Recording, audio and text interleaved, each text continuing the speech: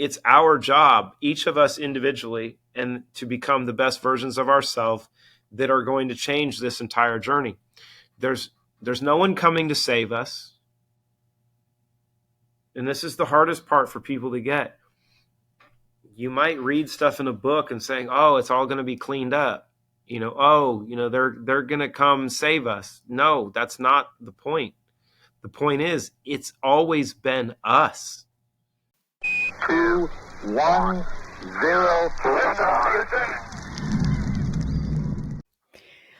Hi, and welcome to the show. Every once in a while, I get a chance to sit with somebody who's extremely unique. This one is special. His name is Clayton Thomas, and he's the CEO and founder of Root Brand, working to make the world a better place by creating greatness in everyone.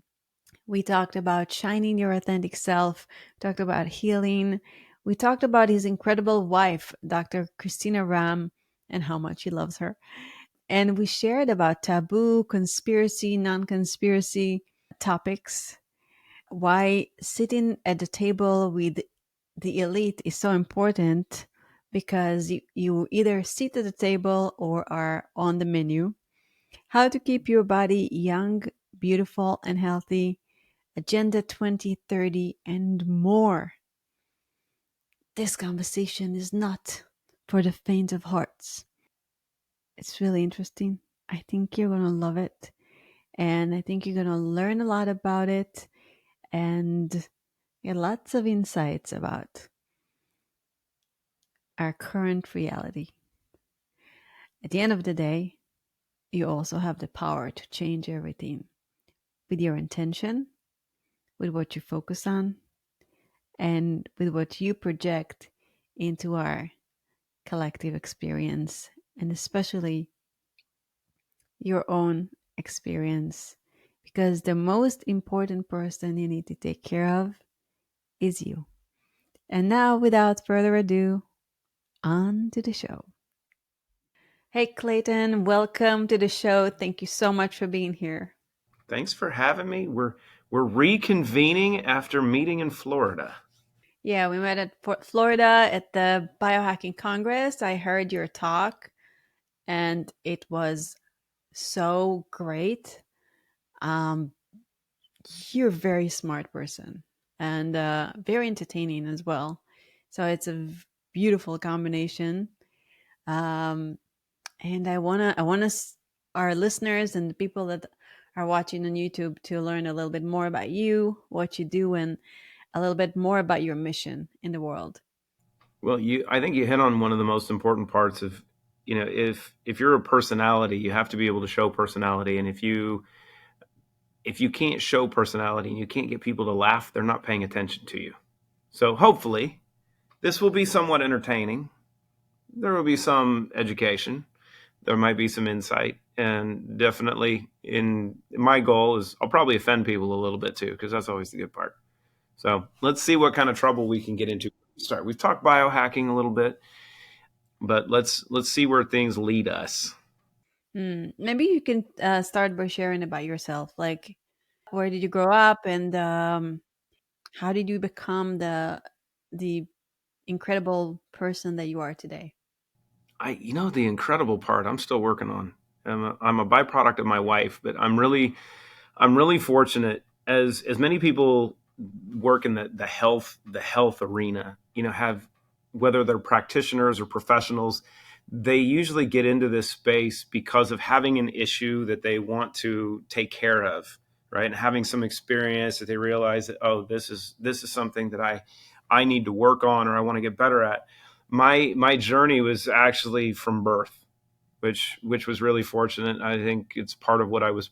Let me rephrase that. It's not that it was part of, it's what I was put here for, and understanding my journey. But I grew up in an integrative veterinary practice. So literally from about the time I was 2 years old, I was in the clinic.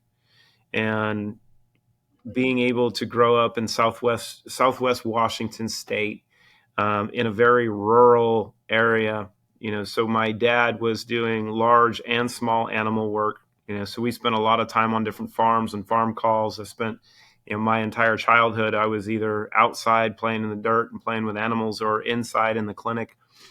And, so the journey for me was being able to have a level of clinical acumen of understanding the aspects of human and animal health that most people get later on in life. I was studying mineral supplementation when I was 8. Wow. And I can remember, being in the lab and looking at fecal samples and blood samples, and my mom showing me parasites and bacteria and different things in cells, or looking at parasites in stool samples, and, what that means, and how animals will function, and, what that does, and understanding what the term vaccinosis meant, in animal health, which now applies much more to human health. And going through this process of really watching the integrative health space grow, because a lot of innovation in healthcare goes through the animal space first, whether it's through animal trials or even veterinary medicine, because there's really no regulation for animals, and you can test things to see how they're working. And the good part is, with animals, there's no placebo effect, right? If you're going to give something to an animal, whether it could be a laser, it could be essential oils, it could be energy work, it can be anything. If you get a response, it's getting a response, because while animals are very telepathic, most people lose their telepathy because of the schooling process and vaccines as kids and such. But the ability to understand how animals function, and you can't influence them much if you're giving protocols and such to them, you're actually going to see real outcomes or no outcomes. And I was an athlete. I was diagnosed as being ADD and ADHD as a kid, which means I was really high functioning, and one of the people that was put here to do crazy stuff. And my parents just knew to keep me busy. So I did 3 sports constantly. When I did that, I got really good grades. If I didn't, I went crazy and didn't do well in school, and acted out, because I needed to be engaged. And I think it's a lesson today for parents, because of how jacked up society is, that if you have kids in today's world, they need to be outside. They need to be barefoot, and they need to be running around like crazy and doing crazy stuff, and having different experiences. That's so crucial, because that's how we grow, that's how we develop, and how we learn. It's where I learned how to communicate, of talking with people in the clinic that come from different walks of life. I might be talking to a farmer, and then I might be talking to a lawyer, when I was 4 or 5 or 6 or 8. And it gave me an opportunity to learn that people communicate differently, right? That we're all the same. We're all human, but, different personality types, different blood types, lead to people, communicating differently. And it's so important to meet someone on their level. And people used to say that I'm really good at sales, but, I just was socialized really early on, and then some of my mentors were people like Robin Williams and George Carlin, and some of the best comedians of all time, because I found really early on that humor is one of the best ways to communicate. And it's a great way to break bonds. My dad was one of the best examples of that, because of being in the clinic, and people would bring their pets in. And usually when you go to the vet, you're taking an animal in because there's a problem, or they're sick and you don't know what the problem is. My dad would always break the ice with people, because if you can get them to laugh, you're breaking away from chaos and giving them a reprieve, even for a second. But it also guarantees that someone's listening to you, and that was really important. But going through college, I was fortunate to be able to compete athletically, as a Division I athlete, and that kind of created a landscape for understanding the original biohacking, right? Athletes were the original true biohackers, and all these people that are doing cold plunges and everything today and talking about how amazing they are. I was talking with a couple of people about this last weekend. I'm like, when I was in college, we would fill up the whirlpool with ice and sit into it up to our neck and see who could stay in it longer. Right. So we'd be sitting in an ice bath for not 50-degree water, but 36-degree water for up to a half an hour. And we're feeling our heart slow down. And we're like, I'm not getting out. Are you getting out? Oh I'm my not getting out. And then the goodness. trainers would come over and go, you guys are blue. You're pretty much done now. And we're like, this is just what you do. But looking looking at this journey, I had always been brought up, about supplementation or diet and lifestyle, all the things that we can do to add to what we're going on. But about 18 years ago, I had this epiphany. It's the first time God tapped me on the shoulder and said, "This is your path." And it took everything to a 180-degree turn of understanding that our health, our performance, our well-being, our existence and ascension in this world has nothing to do with what you can add, and it has everything to do with what you remove. And my philosophy then became understanding this mechanism and trying to simplify the process. One, the best way to explain this is like addition by subtraction, right? So if it's like having a house, if you don't take the trash out, you're going to have a cesspool very, very quickly that is loaded with pestilence and problems. And you would never do that in your own home, but this is the problem that we've had in our body. So when you go through that, then you have to figure out how to do it right. And there's so much garbage in the market. There's so many companies trying to sell different stuff. The medical side of the world is using mechanisms that are so rudimentary. They're not very effective, but they're highly expensive. They're highly invasive.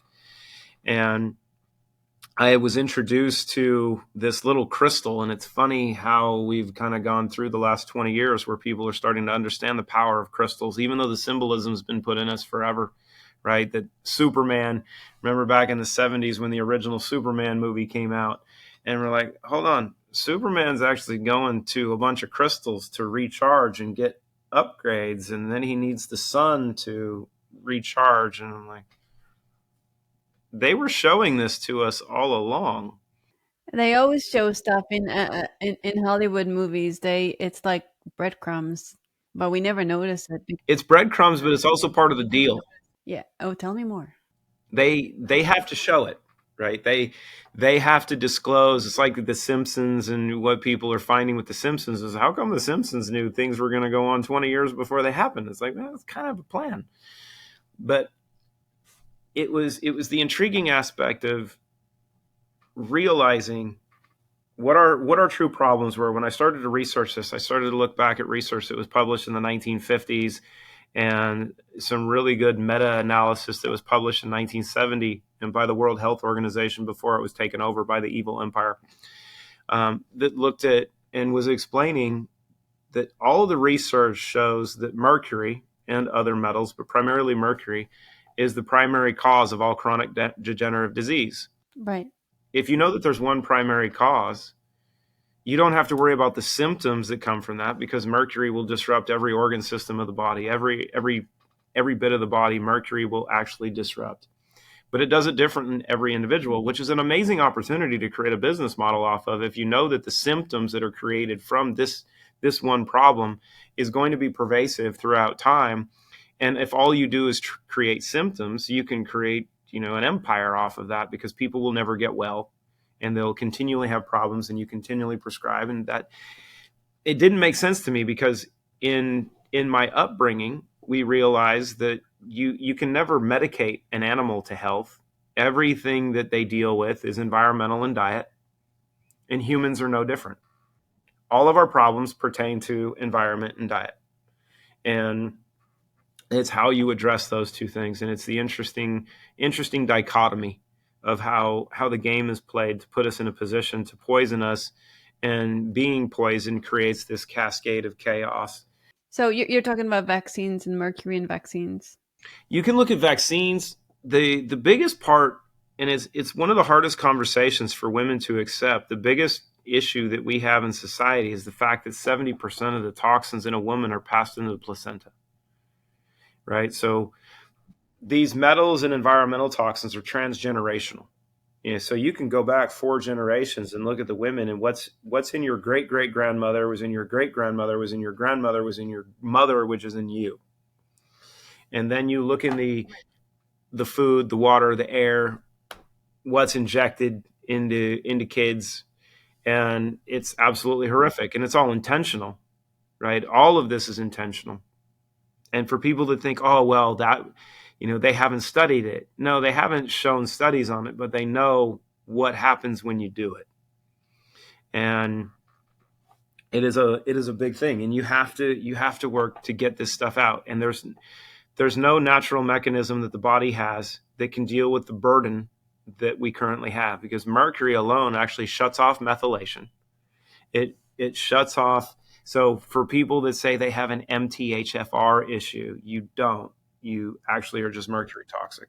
And Really? it's doing what What? mercury does. Yeah, it's Wow. it's it's really simple, right? Because what we now understand is that people don't, very rarely do you have genetic issues, but two primary genetic issues are actually not genetic either. They're just early fetal exposure to mercury that causes the damage to specific chromosomes that leads to genetic issues. That is Down syndrome and sickle cell trait. So they are talked about being genetic, but if you look at some of the literature that's actually been published, the cause of sickle cell trait and the cause of Down syndrome is very early fetal developmental exposure to mercury that damages specific chromosomes that causes this chaos. The rest of it is epigenetics. It's not genetics. So it's genetic expression. We know that, through interaction energetically, but also environmental exposure, diet, you can turn on or turn off genetic expression. Your genes can be activated or inactivated by your lifestyle. And that's the biggest part. It's not your genetics, it's actually the expression of your genetics and beginning to play with those things. So as you get into this, it then becomes, a real understanding of true biohacking. And then about eight years ago, I got introduced to the woman that I was made to serve. And it was the second time in my life that when John Sally put us on the phone, that God went, follow her, because everything that you're made to do is going to be done through her. By the way, how does God taps you on the shoulder? When you say God tapped me on the shoulder, what does it feel like to you? It literally was what I was showing. It was really interesting because many people have all these spiritual experiences and such.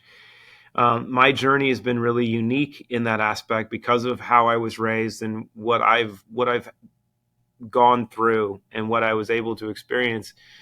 But when my friend called me 18 years ago and said, "Look at this, tell me what you think. You've got a science background, I don't." It was literally just like that. Of that's your path, follow that.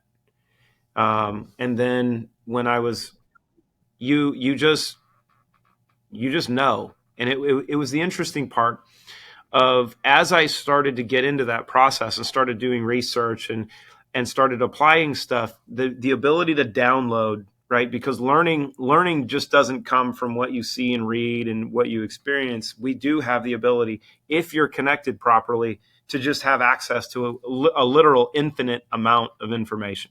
The universal Google.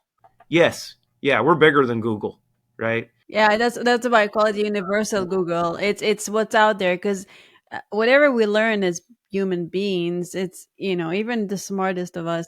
I mean, it's not enough knowledge to know everything that we need to know in order to fulfill our purpose. We always have to be an open channel and connect because there is so much more information out there.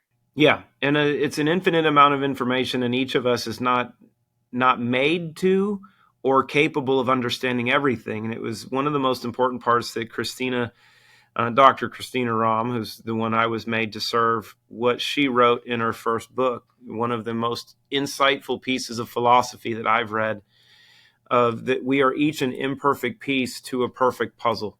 And you can extrapolate that in so many different ways of understanding that, there's 8 billion pieces in the box right now. And we are each our own piece. And without us being our authentic selves, the collage, this amazing puzzle, is never going to be correct. So it's not about how you want to change yourself and how you identify. It's a matter of becoming the best version of yourself. We've kind of coined it as creating greatness, because we are created from greatness. We are created in the image of greatness.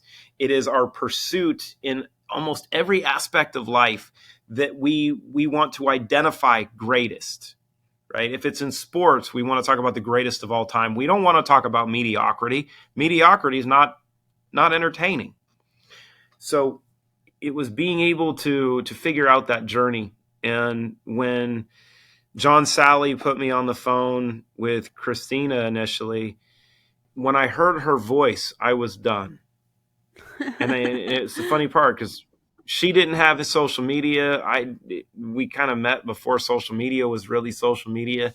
And God went, that's who you're supposed to follow. You're supposed to serve her. Your mission in life will come through what you do with her. Wow. And that's been our journey. And it's been an interesting path. And I think as a man in this world, it's one of the most important things to understand that with this shift that we've seen in humanity, that we've seen what happens when men are at the forefront. We fuck stuff up. It's not our nature, right? We're warriors by trade. We are the hunter-gatherers. We are meant to destroy, right? We are not nurturers. We are not creators. That's women, right? And we are supposed to be the protector of women. And that's been flawed because of the environment we live in, this satanic environment that we play in. This is not God's country that we play in. And I think it's something that's missed.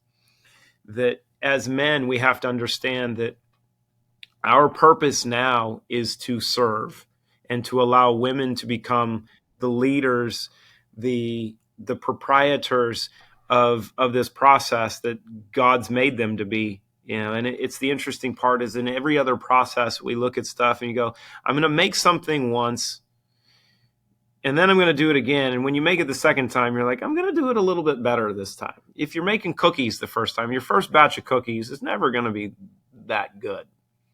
The second time, you're like, I'm going to add a little more vanilla. I'm going to add some more chocolate chips. You know what? I'm going to add a little sea salt. We'll kick the flavor up a notch. So you always do it better. And it's like, okay, God made man first, but he made women second. He's like, it was okay the first time. I'm going to do it better the second time. Well, as a woman, I really appreciate those comments. I feel very, very loved and appreciated. And it's important, right? Because our role in humanity is going to come through women. It always has, right? I have not seen a man give birth yet. And when you just understand that premise, right, that women are the ones that really create us, right? And, from a hypnotherapy standpoint, in most of the problems that people have, they're going to go back to their childhood, of some aspects of chaos that we've endured through our childhood. It could be from physical trauma of what's been injected that created this path of chaos. It could be, just mentorship. It could be stress in the family, and all of these things, create who we are. But my journey over the last 8 years of what Christina and I have done, really the last 3 years, has created, an interesting level of insight into understanding this path, because we want to create excuses. We want to be able to explain that it's okay, to have problems or do these issues, like this whole thing with mental health now, that it's okay to not be okay. That's one of the worst things I've ever heard. It's really interesting. It's okay to not be okay. It's okay to neglect your body. There's a lot of things that are, I don't know, it becomes really bizarre to me. Some of the new things. People don't know how to define what a woman is. It's like, Yeah. but yet they are saying that they are a woman, but they cannot even define what it is. Those things were very clear. Yeah, they're pretty well defined. Yeah. If you ever remember at any point in your life looking down and you have a penis, you're a man. No other way of defining that deal. It's like, you know what? I feel a little bit off today. I think I'm a woman. Nope, sorry. Nope. It's like, you know what? I think I'm a cat. Nope. Sorry. Doesn't apply. Those are just issues. But really, what I've been able to break down, especially over the last 3 years of watching our community and watching what's happened in people, and trying to simplify this process to understand and be able to teach and to be able to be a good dad, but also be a mentor to our community. of understanding this process of life and how we explain things and how you explain to someone why they went through the things that they went through, right? And some things are inexcusable, right? What we see with all the satanic pedophilia and child trafficking and all the harm that is being done to kids and has been done to kids for so long, that's been hidden really well and is now becoming more abundant. But as an individual, you can choose to be broken by your process, or you can be forged by it. And I've equated this to a samurai sword. It's one of the most deadly weapons ever created. And people look at a samurai sword and it's stunning, right? And it's held in such amazing regard throughout history. But if you understand the process that a piece of metal, of steel, is put through to forge this weapon, you take a raw piece of steel and you throw it in a fire, and it's thrown in the fire for a long time, and it's heated up, and they take it out of the fire and they just pound the hell out of it, and then it's thrown back in the fire again, and then they take it out of the fire and they pound the hell out of it some more, and then they throw it back in the fire, and they take it out of the fire and they start grinding away on it, and then they beat on it more and they throw it back in the fire. And this process does one of two things. It forges this metal into something that is virtually indestructible, or it will break it and they have to start over. This is our journey. This is the best analogy I've found for understanding our existence, that we each, being this imperfect piece, are forged through our experiences, and our experiences are unique to us, but we're not alone in many of them. There's 8 billion of us. What's happened to one has probably happened to a couple other people. And these things are designed to give us experiences so we can really work off the principles that I've learned from a spiritual standpoint of trying to understand our spirituality and what it is. And, whether you're Christian, Hindu, Buddhist, Taoist, Muslim, whatever, every philosophy really goes back to an understanding of light, that we are light. And quantum physics has now proven this finally, that we literally are 3 trillion little bundles of light, which means we are our own universe, which means we are our own star system. And this is what we're responsible for, and that we literally are this holographic projection of how we are on the inside. We are this mix of cells and bacteria and viruses and fungus and parasites and all of these different components that exist within this universe, right? All these different species, all these different beings exist within this ecosystem. This ecosystem lives in this greater ecosystem with 8 billion other star systems. And, we're all different because there's all different kinds of chaos that go on in each of our systems. And what I've been able to break down in looking at this spiritual aspect is there's 3 things: walk, teach, heal. That's it. This is what we've been made to do, right? That's how I've been able to break down what the lessons are of being Christ-like, right? Those are the 3 primary things that he did. And each of us has that same journey. Our walk is unique, right? And on a walk, you have to keep going. You'll question the process. You'll question, why am I going through this? But you eventually get to a point where maybe you pause and you look back. You go, oh shit, that's why. And this is what made me. And then the teaching aspect of being able to take everything that each of us has been able to go through and endure and how we've learned from things, and we get to teach, right? We get to teach others. We get to be an example. And then the healing component is the one that is so missed, because we're innately given the ability to heal, to regenerate, if we're put in the right environment. If we don't have these toxins, all of these problems within us, we have the ability to live for hundreds of years. It's already been documented, right? but we can also help others heal. But you can only do that if you take care of this one, right? And that's been the interesting journey. And then having my wife go through her own journey of, like the trauma that women go through. Her, we have 4 amazing kids. If they do really good stuff, they're my kids. If they don't do good stuff, it's not my sperm. It's the best part of being a stepdad. I get to take responsibility for all the good stuff, but if they screw up, I'm like, nah, that's not mine. Haven't had to do that yet. But you look at who my wife is now and what she's done, and people see on the outside and they see this image, they don't know that for 15 years she just had the shit kicked out of her. She was beaten every day, that she's lost kids to cancer, that she had Lyme disease and lost her memory, that she's had a brain tumor, she's had a spine tumor, she's had every kind of skin cancer you can ask for because of the journey that she's had. And she's one of the best examples, right? Because those things are experiences that made her stronger. And sometimes they flare up and you go, oh, well, we need to do this, we need to do this, we need to fix a couple things. But that's what's given her the strength to do the things that she does. And that was part of her process. Some people will look at it from a victim mindset, and that's the wrong way of looking at it.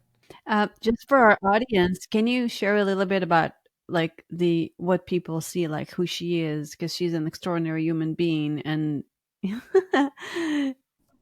My favorite subject. so you just showed the cover of Forbes. She was on the cover of Forbes. Yes. Yeah, so she was on the cover of Forbes. She has one fear, right? She has an insane fear of flying. And because she has an insane fear of flying, she's been to 89 countries.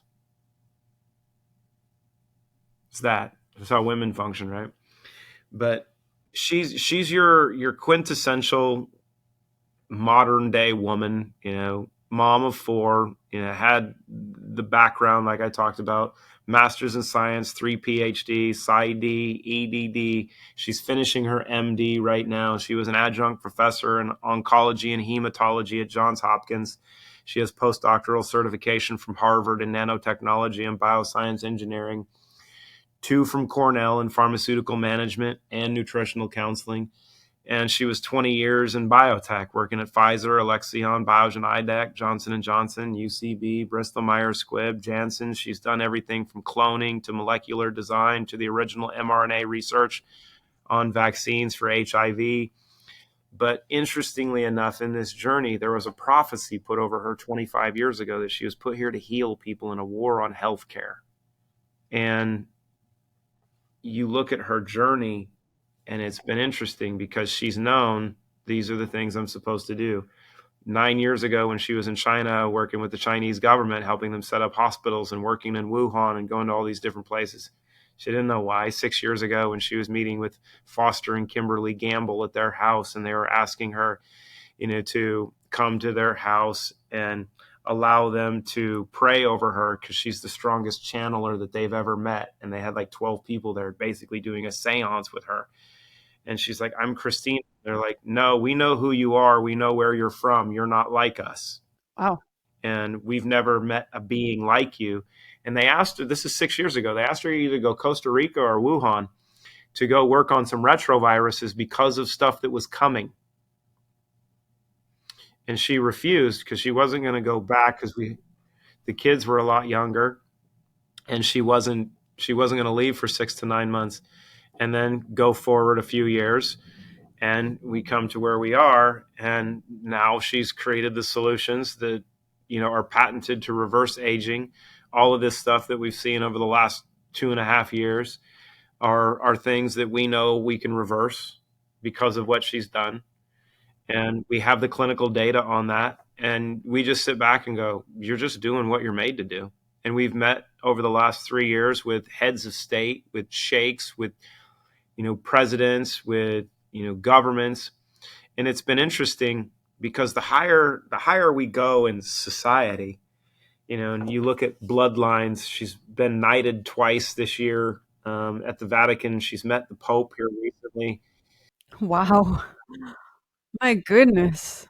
Yeah, it's unique because, you look at the darkness, but you look at so many people in our community are like, wait a minute, she went to the World Economic Forum and she was a panelist at the World Economic Forum earlier this year, and we're going back, in January to be at the forum, and we're both speaking. And people say, well, why are you doing that? It's like, well, Christ was the one that was meeting with, tax collectors and, people that were seen as the scourge of society, to tell them, look, don't be that way, be like this. Because the same thing goes in child trafficking. You've got these kids that are in the dark, right? That are kept in tunnels, that are kept in dumbs, that are kept away. And unless someone goes to get them, unless you have people that are willing to go into the dark to experience things and see things in many instances that humans aren't meant to experience, that if we don't go get them, they're never going to see the light. And that's been part of our journey. And through her path of, one, me giving her the strength to know that she's supported in what she's doing, but also even those that are bloodlined know who she is. And it's interesting because there's symbolism in everything, right? It's one of the things that I think we've learned a lot of over the last few years, of understanding how the symbolism game works.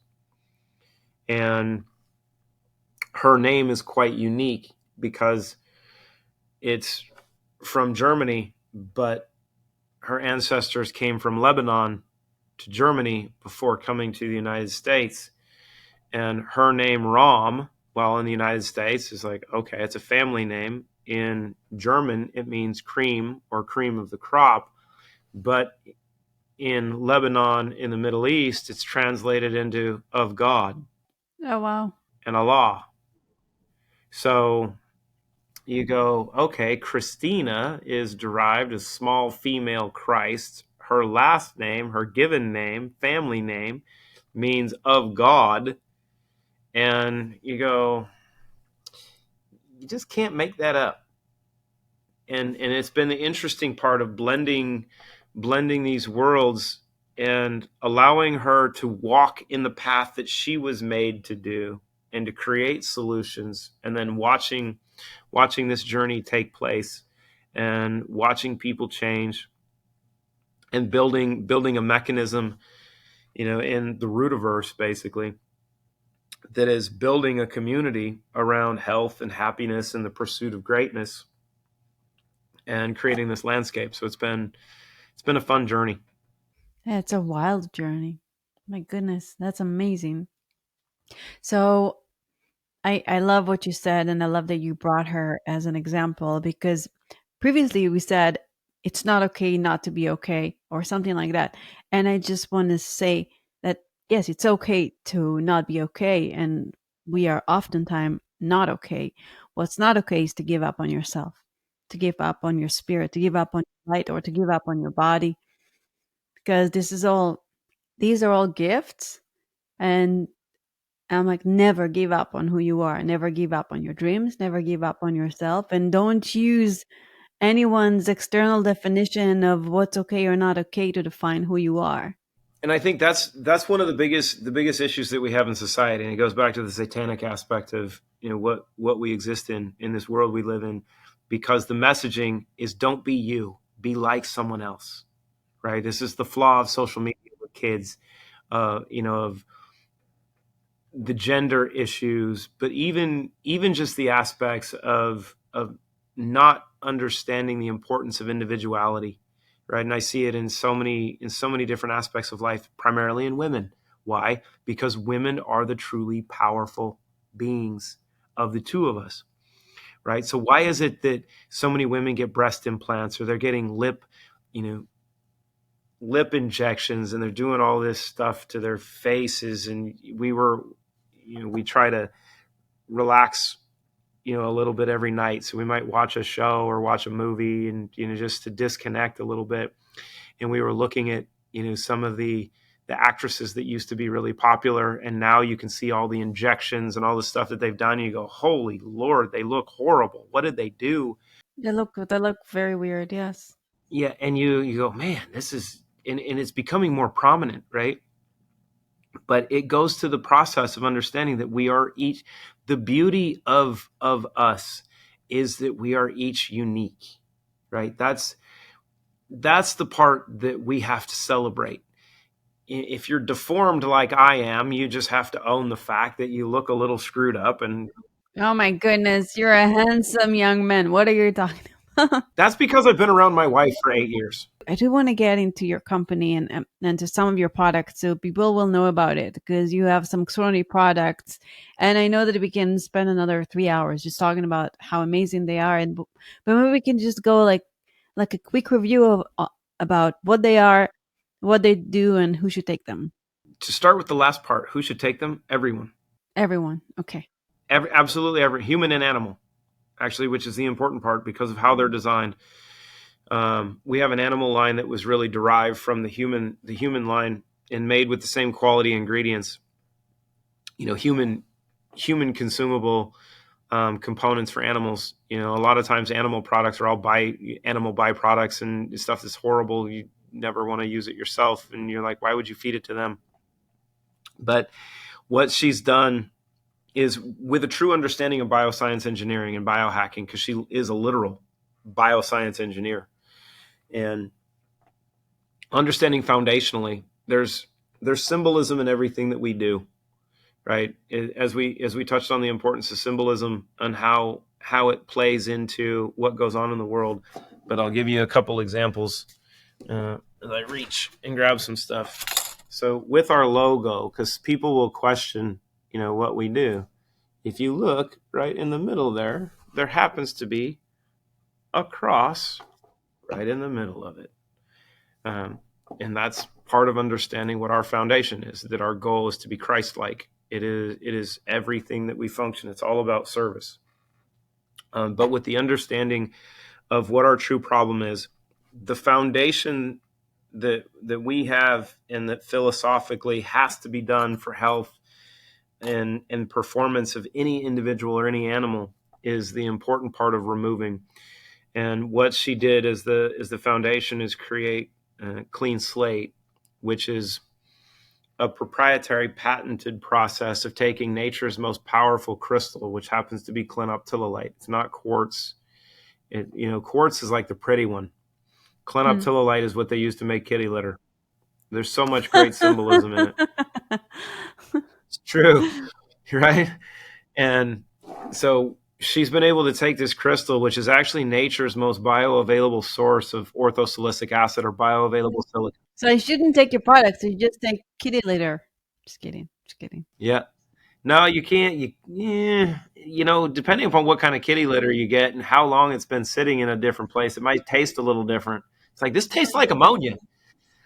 But the interesting component of being able to take nature's most powerful crystal and figure out how to break it apart without destroying its key component, which is the bioavailable silica. But then she loaded it with trace minerals from sea salt, because we come from seawater, and then adding some ascorbic acids from vitamin C that allows for delivery of these little fragments, these little nano cages that are designed to grab onto and bind toxins and simultaneously deliver this bioavailable silica and deliver the trace minerals while it's removing all the bad stuff, creates this amazing interaction and cascade of upgrading and cleaning out the operating system that we've never seen before, from head to toes. And we've proven all this with heart rate variability, with blood work, with lab work, with clinical outcome data.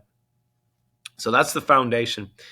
And regardless of how old someone is, we have newborn babies that are using Clean Slate, geriatrics, and everything in between. And we have a ton of cases now of women that weren't able to conceive or weren't able to carry to term that we put on Clean Slate. Some of the siblings, they get pregnant, they have amazing pregnancies, and now their kids are insanely advanced, even at an early age. Are they on Clean Slate during their pregnancy too? Absolutely. Yeah, and that's actually the most important thing. If you're a young woman and you want to have kids, the most important thing you can do is clean yourself up. You've got to get the stuff out that's the poisons, the toxins, the chemicals that are disrupting your endocrine system, that'll disrupt your reproductive system, that are going to poison your child. What does clean slate does? Does it get rid of the heavy metals as well? Yeah. So it'll grab onto and bind the heavy metals, the mercury, cadmium, arsenic, lead, aluminum, cesium, strontium, gadolinium, glyphosate, PFAS, all this stuff that has been put here to cause all of our problems. Allow some of the binding of those to flush them out, but by grabbing onto the mercury and the other metals, it also starts to reactivate your lymphatic system to detoxify your brain, in conjunction with your pineal gland and your heart and your gut through your vagus nerve, with what the siblings of the Trinity will do with restore and zero in. But clean slate is really that foundation for doing just that, for cleaning the slate. And this is not a fast process, right? And it's really important to understand this, that there's no weekend cleanse, there's no 7-day cleanse, there's no 30, 60, 90-day cleanse that's going to do what you really need done.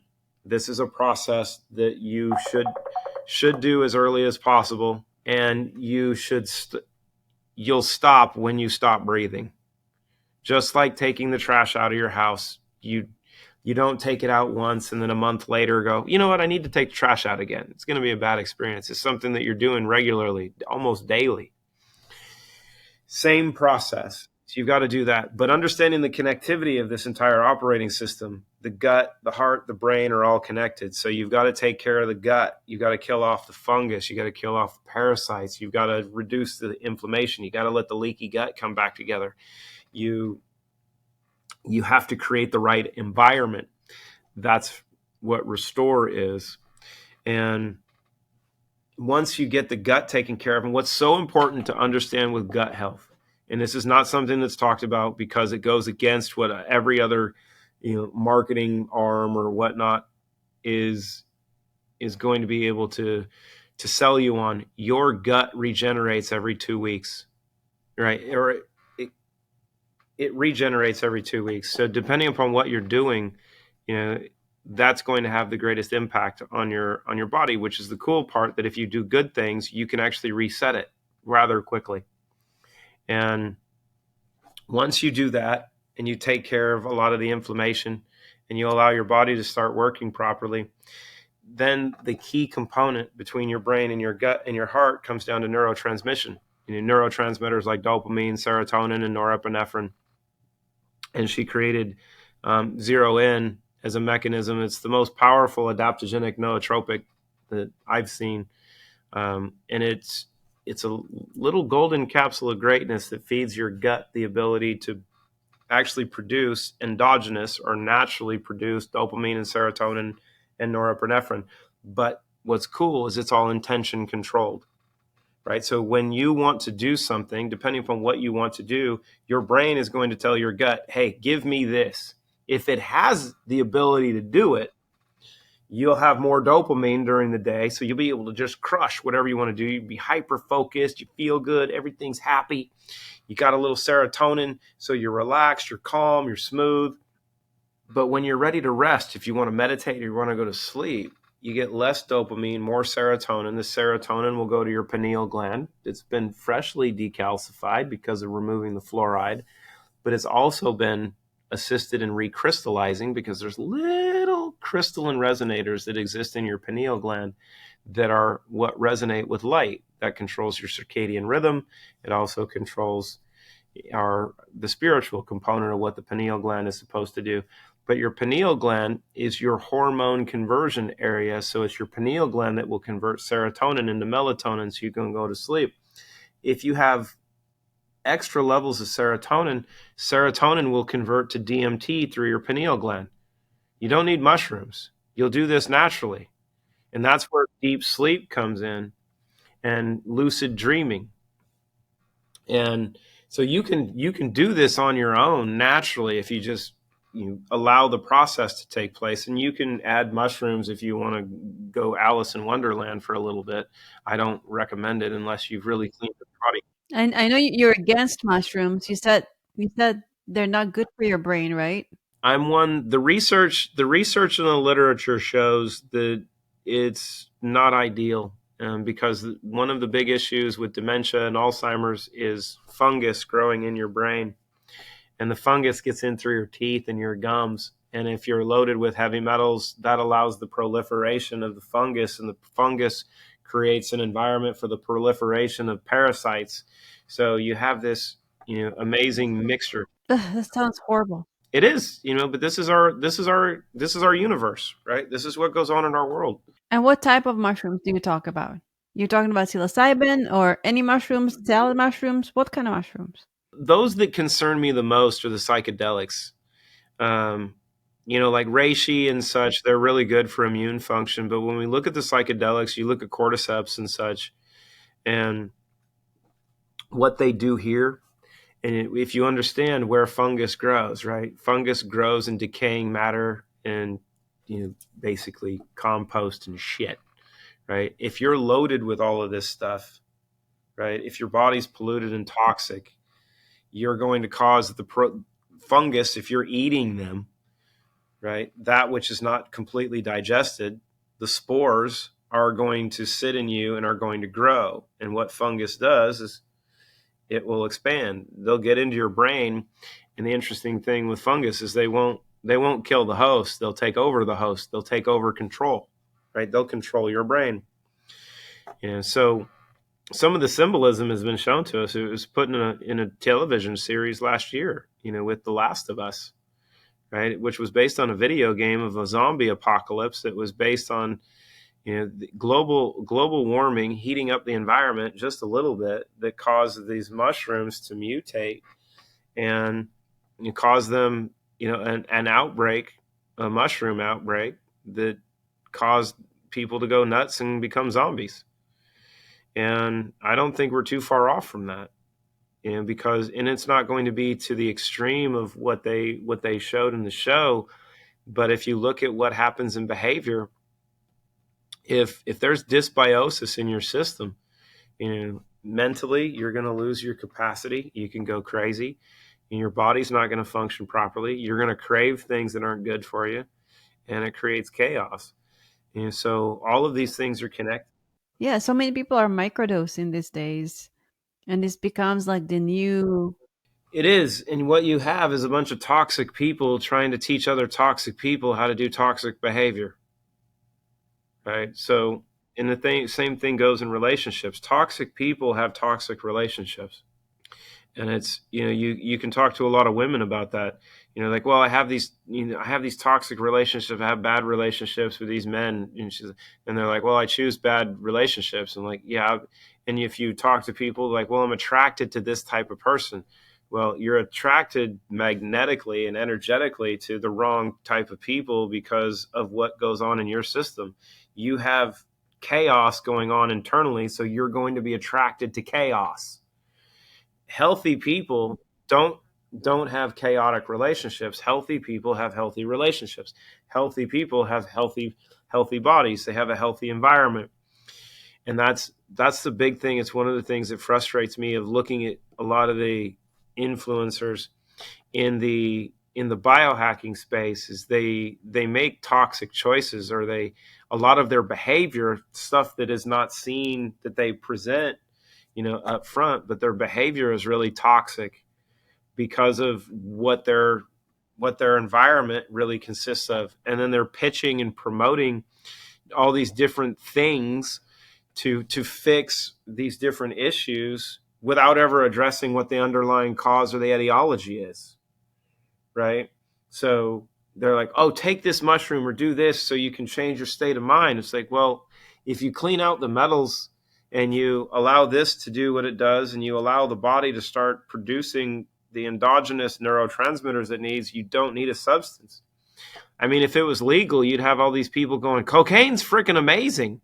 Well, we know that cocaine is not friendly over time. They're like, you know what? Mescaline is actually a good deal. Heroin's actually phenomenal. right? You know what? You can microdose heroin and it'll be freaking great. No, sorry, that's not how it works.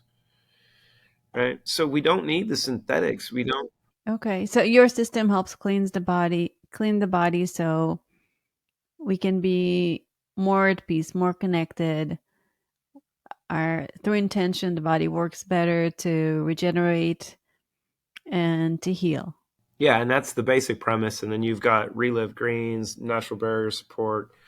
One of the coolest things. This is going to be one of the biggest subjects of 2024 with Give Me Back My Youth, which is a combination of the purest bovine collagen you can get and Mm. bovine colostrum.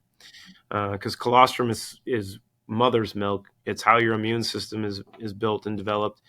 Can you put it in hot drinks or do you only put it in cold drinks? Oh no, it's amazing in coffee. Okay, cool.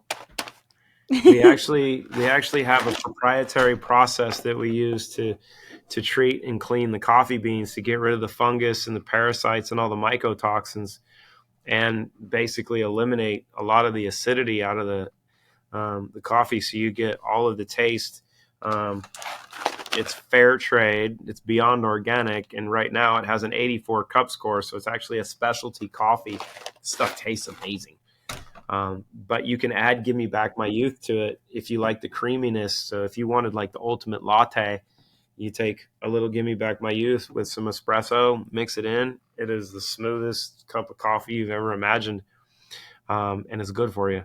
You have this pathway, and the interesting aspect of everything that we've done, because of her understanding, each product, whether it's the consumables orally or the topicals, the skincare products, the Envirom line for protecting your body from 5G and parasites and fungus and viruses on the environment or from your clothes, are all antifungal in their own aspects. Each has these amazing antifungal properties, because that's the biggest issue we're going to face. The metals and everything cause this proliferation of fungus. And what we're going to see over the next 2 to 3 years is a massive explosion of sexually transmitted infections. We're already seeing it around people.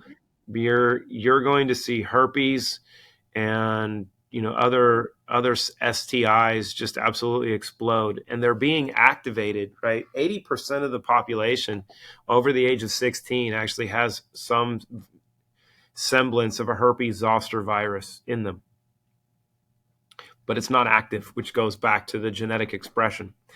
But with the reduction of immune function, So it's going to be active through environmental stressors in 80% of the population. That's bad. it is not ideal. Mm-mm. So it's coming. I mean, we're already seeing some of it. Um, what we're seeing now is just the tip of the iceberg. The insight that Christina got, from some of the scientists and doctors she's friends with in China when all this started 3 years ago. It was about mid 2019 when she started to get messages from some of her colleagues over what was going on, what they'd been working on, and how bad things were going to be. They told her, they're like, look, the first 2 years are going to be bad. This is going to be a 5-year thing, and it's going to be ugly. The first 2 are going to be bad. The last 3 are going to be horrific. And you look at what we're in the middle of right now, right? What happened in the first 2 years? The campaigns that went on to get everybody all taken care of, right? And now what's going to be done going forward from a frequency standpoint, because we are frequency-based beings. They loaded us with negative antennas that now allow us to be controllable. Well, the majority of the population.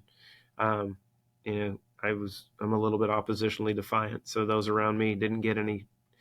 But people are easily programmable, right? We've seen that with Project Mockingbird, but now, because of what many of the population have elected to have injected into them, if you're not doing things to clean yourself up and address what's going on in this system, you are going to be a victim of your environment, and you're not going to like the outcomes. And it's all intentional, right? So you just have to know that this is the plan. It's been a plan all along, not just the last 3 years. This is like a 50-year deal. when Christina was at Pfizer 20 years ago, the former director of the CIA, when she was in the C-suite, went over with them. Look, there's going to be no nuclear war. It's going to be biological, and Pfizer will be at the forefront of how we address it. Funny which company was at the forefront of this campaign. And so that's really the important part, of living in this world and coming to the understanding that you have to find real solutions. And being one that owns a company, that's really been created, to provide solutions in this environment. It's about building trust, and it's the hard part because I'm the crazy one. And with everything that you stand for, with everything that you stand for, and everything that you shared with me, you're not afraid that the bad guys will come after you or after your company. No, because what's been interesting of where we've been, like mentioning some of the places we've been, one of my colleagues, he's a 32nd degree Mason. He's an interesting one. He gave me a lesson about a year ago because it's interesting, with some of the introductions he's made. And he's like, look, you have to understand, because we've talked about, my philosophy with some of the people that he associates with, because of the club that he's in. And I told him, I said, dude, I'm not going to be in front of some of those people because they're completely, opposite. I'm opposed to what their philosophies are. And he taught me something really unique. He's like, look, you're either at the table or you're on the menu. Okay. Wow. You choose. So we've been at the table. Now, just like any family dinner conversation at the table, not everybody has the same perspective. Not everybody has the same belief system. But if you're not at the table, you can't use your influence. You'll never be able to present your side of the scenario, your side of the story, your argument if you're not at the table. And that's been the key part. And what's interesting is because of what Christina is and what she's done, regardless of what side we want to talk about people being on, if you're one that is looking at control, there's only one thing that matters, and it's the same thing that we want on our side from a health standpoint. We want to be healthy. We want to be the best versions of ourselves. We want longevity. It's the same thing that they want on the other side. So it's not a matter of our situation being oppositional. It's a matter of they understand the only way that they can get what they truly want is by what she's done. Got it. And that's it's the interesting part is you have those that have things that have access to more than what we know is available, right? Whether it's due to family history and what they've been taught, or access to different tools or influence. They know what she is. They know what she's done.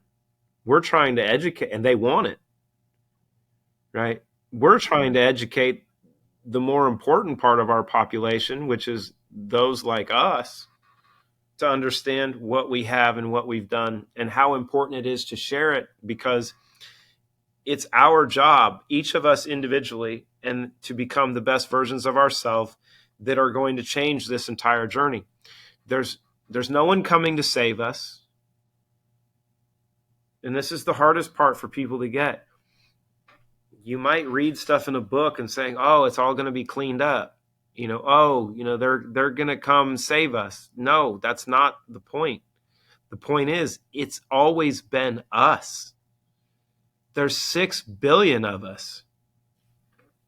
If we don't do what we need to do to get into the game, to understand that it's our intention, it's our focus, it's the projection of what's in us.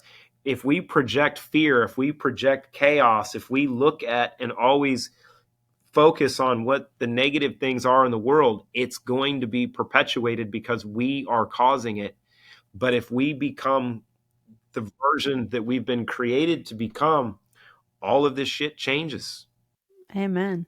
That's beautiful. because we create it.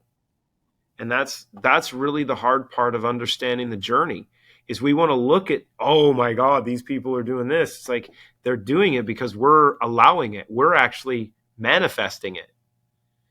And the really intriguing part of being around, some of these different types and understanding philosophy and population management is something that's gone on forever, right? It's part of the healthcare system.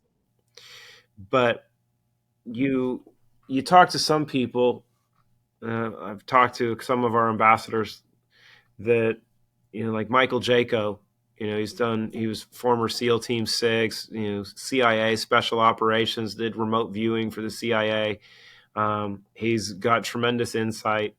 He's talked about that about 60% of the population are NPCs, right? They're non-player characters. They're soulless, right? They're just here to fill up space. So the other 40% of us have this experience and we learn from it. And some of us don't learn enough and we get to repeat the process. How does he know? But wait. Because I've heard this theory. I mean, I think it's Dolores Cannon that speaks about that. So how does he know that 60% of the world's population are just like a movie extras? Yes. Yeah.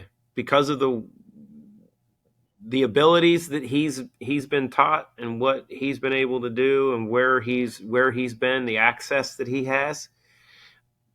These are some of the things that he's able to discuss. And you look at that, so you go, wait a minute.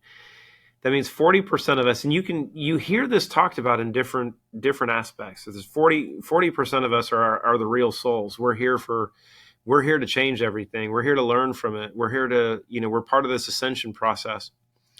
But then you listen to the World Economic Forum and what people are going crazy over. The World Economic Forum is talking about killing off 60% of the population. They're talking about cleaning up all the NPCs. Those that don't need to be here, they're soulless. So what if you have two sides that are actually trying to talk about the same thing, but those that are trying to control and create chaos in the middle are actually causing the poles to go, wait a minute, these don't make sense. Well, that's a philosophical question. Like, how do you know that like one's life is worth than the other, and who's who, and and this is like God's plan. If this is God's plan, like who are you to interfere? And it goes back to the point of, if that's the case, what are we responsible for? We are responsible of one. Mm-hmm. Just ourselves. That is it. That is the only thing that matters. 60, 40, 8 billion to 1. Walk, teach, heal. That's it. You take care of this one. You set the example for others to be like you, whether it's what you teach, what you show.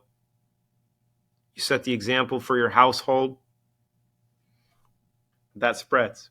That's awesome. And that's the important part of the journey, is we don't get to look at the process and complain about the process. What we have to focus on is ourselves. And the rest of it is just that. It's just noise. And it doesn't matter.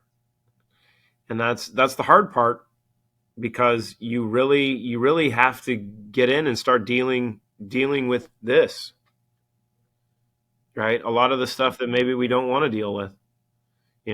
And this goes back to the heavy metals, because the heavy metals that are neurotoxins like mercury, lead, and aluminum not only will cause all the damage in your neurological system, but they also hold on to trauma. They hold on to negative emotion. So you can do all the stuff you want to try to work on that which, bothers you in your brain. But if you don't remove the metals, you'll never be able to let go of it. But once you start to remove the toxic metals, the emotional trauma, the spiritual trauma, the past life trauma, all of that will go away with it, and you're able to process it and just release it, because it's no longer being held on to energetically. Maybe I misunderstood. Your products, that Trinity, does that get rid of heavy metals too? Yeah, more effectively than anything I've ever seen in the market. Oh, okay, cool. Got it. Yeah, and that's really the foundational piece, is you've got to get that stuff out. That process alone creates this amazing cascade for everything else to begin. And then feeding and supporting the rest of that process is where we start to become the best versions of what we've been created to be. And it's the only thing that we can teach, right? It's like, look, try it, test it. And it's hard because you don't want to blow smoke. You don't want to overhype something. If you've got the goods, like if you're an athlete, and I was a sprinter, so I could run 100 meters in 10.5 seconds, which was pretty fast. But when I got to compete in the Pac-10, I would compete against guys that could run 100 meters in 10.2 seconds. So we knew going in who was going to win. And the guy that could run 10.2 would walk around like, I'm going to kick your ass today, right? And we go, yeah, can you just make it look close? Because it just is, right? It's the nature of the beast. So if you know what the outcomes are going to be, then you plan accordingly. But you still compete. And that's the important part. The beautiful part of what we know now is we know not what the outcome is, the true outcome, but we know how we can influence it. And that's the test, right? And we've got about 7 years to figure this thing out, right? Because it's 2023. How you hear everybody talk about 2030. That's our tipping point. This is our time. We'll figure this shit out, or we're gonna go, it's really dark in here and it's hot, and why am I in this handbasket? Oh, we chose. Maybe not individually, but collectively. I believe that it's going to be brighter. I choose to. Oh, it's going to be absolutely amazing. I can tell you based on what we're doing. I just believe it's going to be amazing and beautiful, and 2030 is going to be our best year ever. It's the beautiful part of what we're seeing, right? Of watching what's happening in our community with these kids, with families, with adults, with geriatrics, and watching the improvements in function, spirituality, and especially with kids that are the real unique ones in our world, that are put here to be teachers, that are in the spectrum now. I was going over yesterday. We've got a great testimonial from a couple of our ambassadors. They have their 7-year-old who was vaccine injured when he was 11 months old, and had severe issues because of the injury. And now at the age of 7, he's been on, I think, Clean Slate, Zero N, Restore, and Relive, and Give Me Back My Youth, a little natural barrier support for a little over a year and a half now. And his IQ is over 120, and he's phenomenal. So he went from being full-blown autistic, having to wear headphones outside because of the sensitivity, and having all the stimming and all the stuff that goes on because of environmental sensitivity, to now being a bona fide genius. That's incredible. And normal, actually better than normal. You go, well, that's a good trade. And it just speaks to the process. We all have that in us, and that's the key part. We're all born geniuses, right? We weren't created stupid. The problem is we've been poisoned from the time we were in the womb. Yes. What are your 3 top tips to living a stellar life? Go outside and get grounded as often as possible. Run around barefoot. Naked, preferably. It's more entertaining that way, but at least be barefoot. Get outside. Second, get as many hugs. Get and give as many hugs as you can. Spend time with family. And not just around holiday time, but even when you give hugs, don't just give it to family members. Like when you're out and about, just give people hugs. A lot of people don't have any physical connection. They don't have any physical touch from other humans, which is, we're social beings. It's so important. So give and get hugs. The third, Sometimes if I give a hug to someone who's not accustomed to physical touch, I feel like they almost shake. they do. It's like they go through a little shake in their body. And that's a good part, right? You're shocking their system. It's their body's going, whoa, wait a minute, what did you just do to me? Because and you give a really good hug, right? 20 seconds, you get the oxytocin release and everything, and people go, oh, no, no, no, get away. But also, like I can't do it to men because they yeah, I give it to women. Like I give long hugs to women, but also like some women are weird about it. They're like I'm Israeli. My culture is like very like touchy. Lots of big hugs, and in the U.S. I actually learned. I taught myself how to give gentler hugs because people get weirded out by me if I don't give them my hug. It's like, why do you give such hearty hugs? Like, because that's what love is supposed to be, right? Yeah. But you got to do that in the third. Just use what she created. Follow her, right? So that Yeah, I love how much you love her.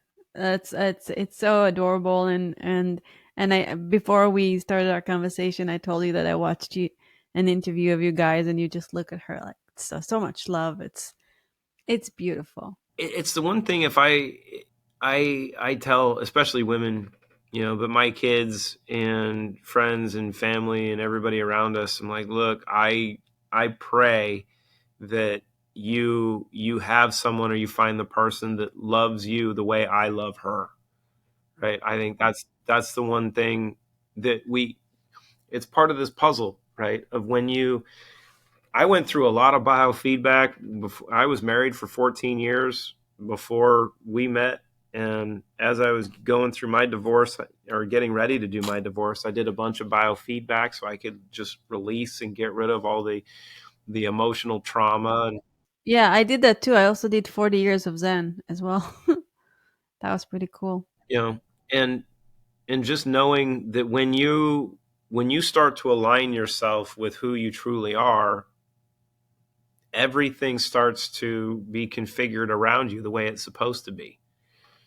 And as soon as I started to do that, is when I met her, and that was the crazy part. And we joke about this. I'm like, she had 4 kids and I didn't have any, but I could have had multiple kids and been in a different relationship than I was in. When I met her, I would have left, and it would have been really weird, because it's just knowing, okay, she's who I'm meant to serve, and this is not the first time we've done this. It's the interesting part. But knowing past lives, that it's not the first time that many of us are here. We get to continue to learn. And one of the things she told me initially, she's like, "This is the 9th time I've done this, and this is my last time." That was a good sign. It's like you talked about. We know 2030 is going to be really good. She's like, "Look, this is my last time here." She's been Atlantean, she's Palladian, all the fun stuff that people go, wait a minute, you're not from here. And trust me, we've had multi-billionaires and some of the most powerful people on the planet go, we know where you're from. You're not from here. We know who you are. I go, wait a minute, I thought that was just all crazy people stuff. They're like, no, we know who you are. We're good. But when you truly understand who you are, those who fit, right, those pieces, we're not meant to fit with everybody. Being that perfect, that puzzle piece, you're only meant to connect with those that are made to connect with you. And when you do that, everything starts to be really cool. Yeah. Wow, that was amazing conversation. Probably put some of our listeners on edge, or because we stretch beyond conventional conversation, which I love. So I had a blast. Thank you so much for sharing in such a beautiful, honest way, and speaking your truth, and speaking from your heart. And I really appreciate you. Thank you so much for being here. Well, thanks for pulling it out of me. Thanks for letting me hang out. See, it's always good to have like-minded people, because we get to have cool conversations. Hopefully, like I said initially, It was entertaining. It was educational. Hopefully, we offended you a little bit, and you went, "Okay, maybe I did learn something." Where can people find you and get your products, please? So there'll probably be a link below here at some point. So you can go to the Root Brands website, therootbrands.com. There will be a link that'll be attached here. You can find me on my website, theclaytonthomas.com, and you can find me on socials. I have 6 followers on social media, so it's pretty easy to get me. My wife has like 2.5 million. I have like 6, so it works. Yeah, those are the easiest ways. Our YouTube channel is a great place if you want education.